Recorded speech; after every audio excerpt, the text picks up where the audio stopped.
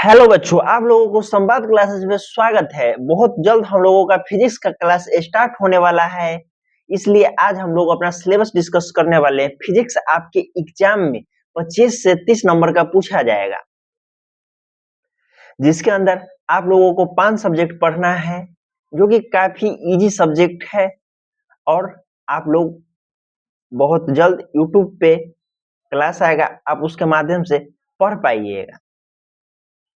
Physics जानने से पहले थोड़ा आप लोग साइंस जानिए, ताकि साइंस के शाख साइंस के एक भाग है फिजिक्स, उसके ही अंतर्गत आता है। तो साइंस क्या है? जो हमारे आसपास कोई घटना घटती है, उससे हमें जो ज्ञान मिलता है, वही साइंस हो गया। आखिरकार बारिश क्यों हो रहा है, तारे क्यों टिमटिमा रहे हैं, गाड़ी कैसे चलती है। अब फिजिक्स, अब प्राकृतिक में जो घटना घटती है, लाइट कैसे जलता है, पंखा कैसे नचती है, प्रिज्म से होकर कोई प्रकाश की किरण निकलती है तो वह 7 रंगों में विभक्त हो जाती है। आखिरकार वह क्यों होती है? प्रकाश क्या है, आप लोग इसके बारे में जान पाइएगा। इसलिए आप लोगों को फिजिक्स में 5 चैप्टर पढ़ना है, जिसमें पहला चैप्टर का नाम है रिफ्लेक्शन ऑफ लाइट और रिफ्रैक्शन ऑफ लाइट, मतलब प्रकाश का परावर्तन और प्रकाश का अपवर्तन। आप इसमें जान पाइएगा कि प्रकाश क्या है। प्रकाश के माध्यम से हम लोग किसी वस्तु को देख पाते हैं। इसमें प्रकाश के बारे में जान पाइएगा, दर्पण के बारे में जान पाइएगा। आपके घर में दर्पण है, जिस दर्पण में आप अपना शक्ल देखते हैं, फेस देखते हैं, आखिरकार वह कौन सा दर्पण है।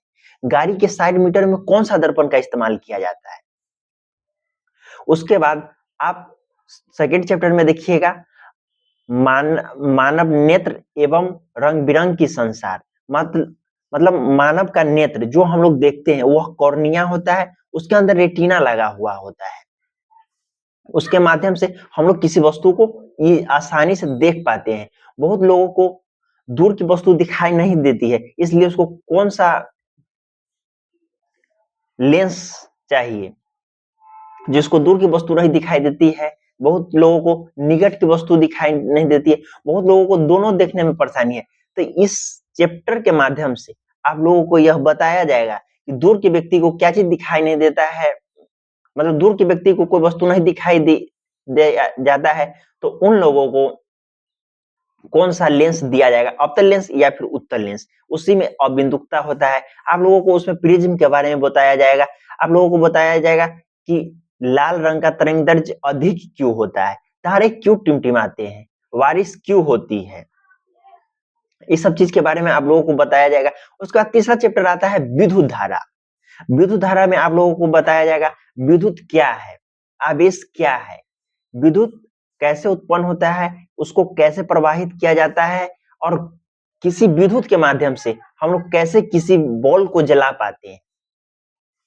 और इसमें इस सब चैप्टर में जो आप पढ़िएगा ना, ये सब प्राकृतिक, मतलब आपके दैनिक जीवन में जो घटना घटती है उससे रिलेटिव है, ताकि आप लोग अच्छा से रिलेट करके पढ़ पाइएगा।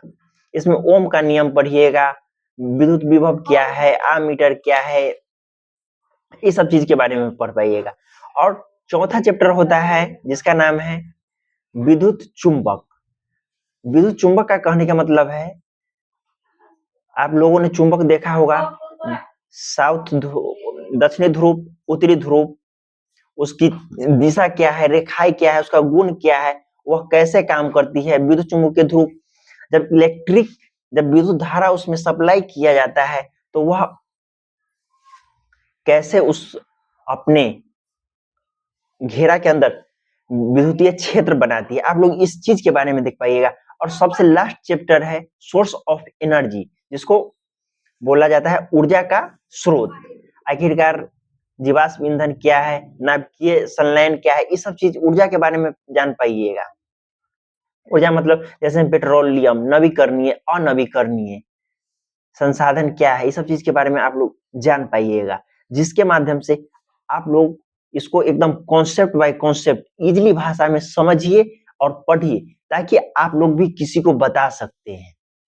यह कोई भारी सब्जेक्ट नहीं है, एकदम आसान सब्जेक्ट है। और इसमें है प्रकाश। आप लोगों को प्रकाश की आवश्यकता पड़ती है।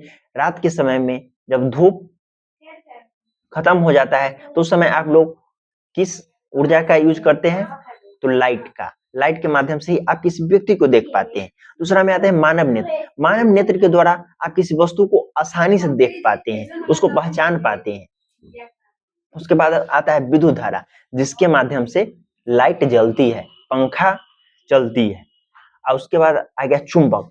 चुंबक के माध्यम से मैग्नेटिक फील्ड बनता है और मैग्नेटिक फील्ड पे बहुत चीज आधारित है। हम लोग उस चैप्टर में जानेंगे।